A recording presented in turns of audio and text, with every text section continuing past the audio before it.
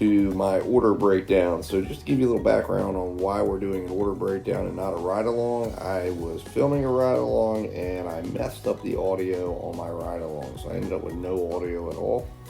And I had screenshots collected. It was meant to be a very short ride along, a 2-hour ride along. And I thought, you know what? I don't want to waste this, what I collected here. So I decided we would put this together as an order breakdown, and I would take you through the orders that I saw on this very short shift and walk you through exactly what my thought process was and show you the orders and show you what we did and show you how we achieved the goal that we set. So just to give you a background here, our goal was to make $40 for the 2-hour period. We were kind of shooting a little bit low here because of the time of day it was. We were only going to be going from 5:30 to 7:30. We started out, I actually had started out the order in the shift. You'll notice there about it was about 3:40, and then we couldn't really, I really wasn't able to find any decent orders. It was very slow, so I turned off the apps and then decided, you know what, we'll make this a 2-hour day and go out and try to get $40 and then call it. My hope was, of course, to make more than $40, but that was what our goal was to make a minimum of $40 and go out and test this market out a little bit more and see what we got. So, guys, without further ado, let's jump into that order breakdown. If you haven't yet, go ahead and hit that subscribe button. Like the video if you get value from this video at the end. And, of course, share the video with anybody you think may get value from this as well. All right, guys, let's jump in. All right, guys, so this is the first order I saw on this run here. And you're going to see here it was for $4.75. It was for basically about a 15-minute order. So this order was turned down because I did not like the size of the order. As you can see, it really wasn't a bad distance. It was close to the restaurant, but it was just not large enough. This restaurant, historically, any type of a weight would have pushed this if we went above. I mean, let's say we were able to do 4 orders in a short period of time. This is well under $20 an hour. And for the time of day, for what we were looking for, it was not going to fit our criteria. So this ended up being a decline. So this next order came in right after that one, and it ended up being a decline as well. And that was mainly because, as you can see here, it is an upside down order.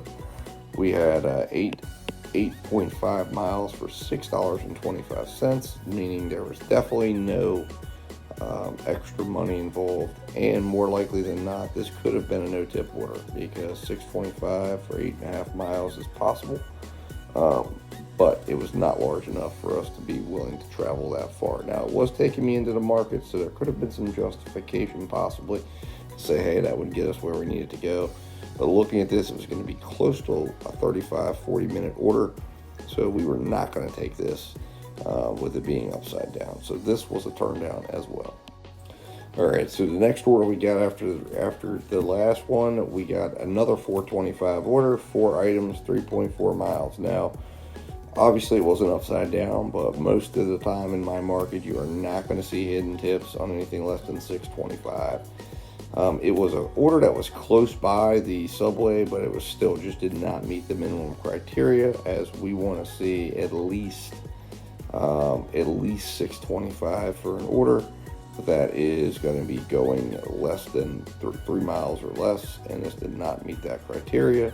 Even 4 miles or less, we might even have considered it, but at this level, absolutely not. So we went ahead and declined this order as well. All right, so next they followed up with a $7.50 order, but it was going 6.4 miles for only 1 item. So it's pretty clear that this was not going to probably have any hidden tip involved, and it was only 1 item. Plus, if you look here, it's actually heading in the opposite direction of the market that we want, of our market. In fact, it was heading to the very outer point of the market. So we were going to definitely have to come all the way back, possibly even go further to get better orders. So we're not going to accept this at $7.50, 6.4 miles.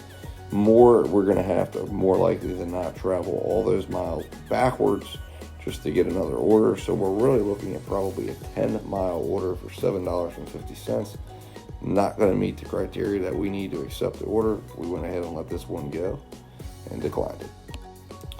All right, so this next order comes in. It's $11, 7.4 miles. The big issue with this order is, again, the direction of the order and the restaurant. I do not like to deliver for Dairy Queen, especially going for anything more than 3 miles, simply because if you're getting frozen ice cream, frozen foods like that, the meltage potential is high, and the potential for low ratings is high. And then on this order in particular, it was again taking us in the wrong direction, taking us way out there to the outside of the market, and was going to require us to return.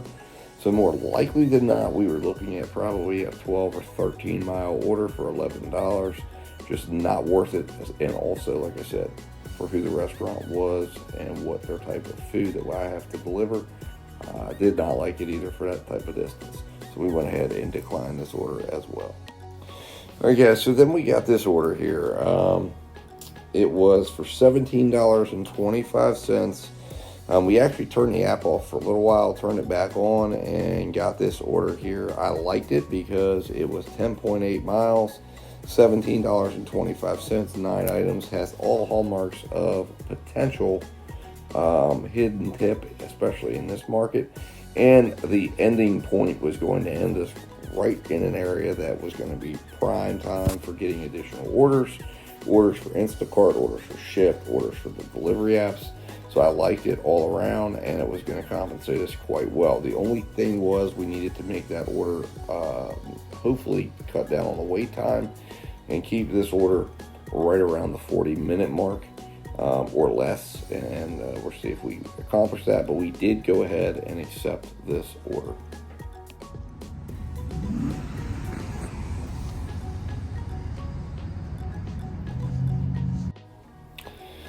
So we went ahead and showed up there. That is the restaurant. I took a little shot of the outdoor of the restaurant, and then we went and delivered it. And you can see the food there delivered in the front door, just as the instructions said. And then we went ahead and processed the order. And you guessed it, we got extra tips. So I called this one right. $4.25 base pay, $15 customer tip for $19.25.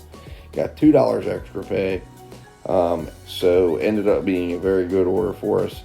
And right as we were pulling into that order, we got another order already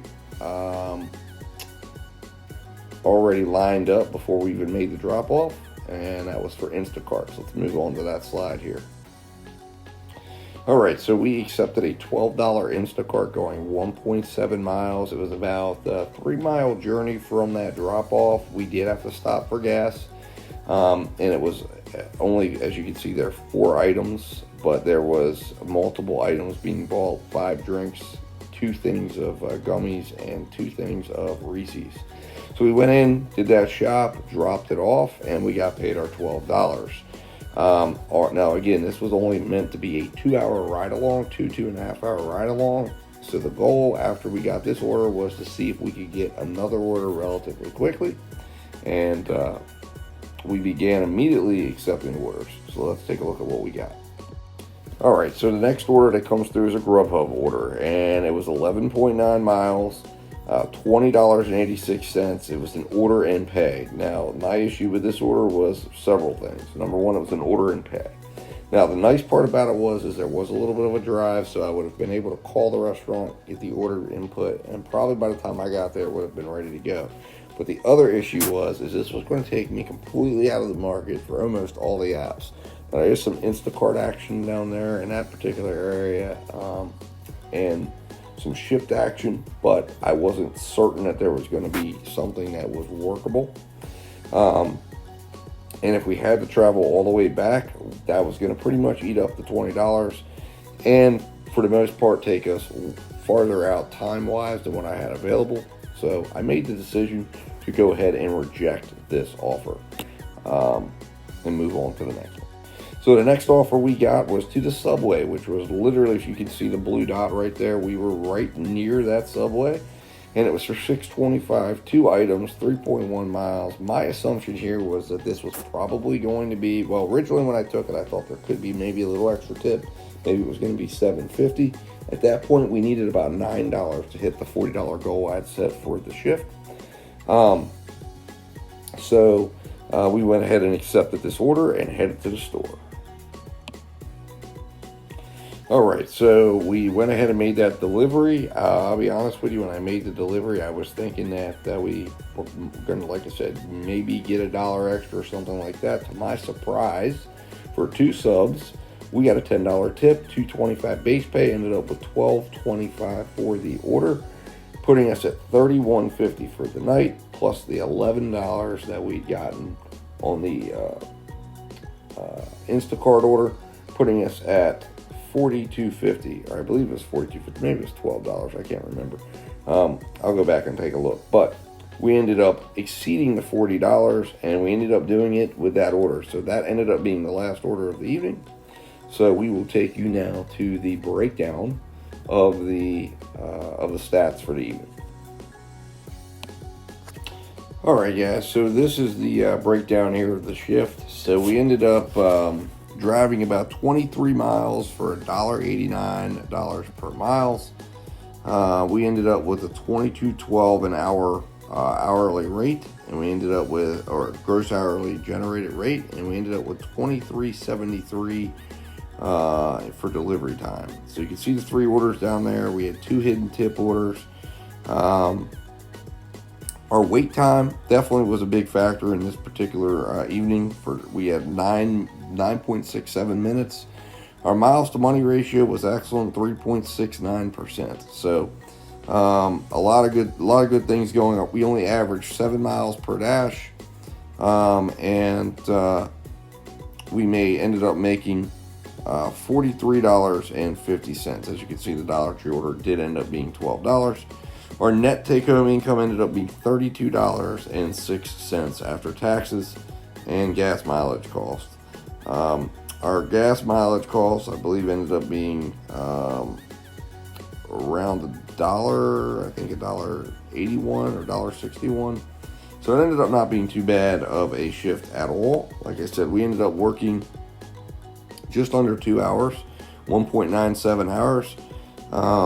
And we ended up with a work rate there of just about 90, a little over 90%. So we were working most of the time we were out, which is exactly what we wanted to see.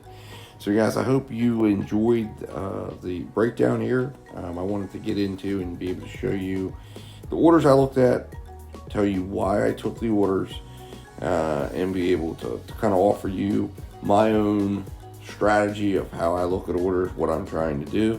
Like I said, it started out to be a ride along and ended up not working out, unfortunately. So hope you guys enjoyed it, and hit that subscribe button, hit that like button so we can let YouTube know that I'm doing a good job, and share this video with anybody that you think could benefit. All right, guys, I appreciate you watching, and I will be talking to you soon.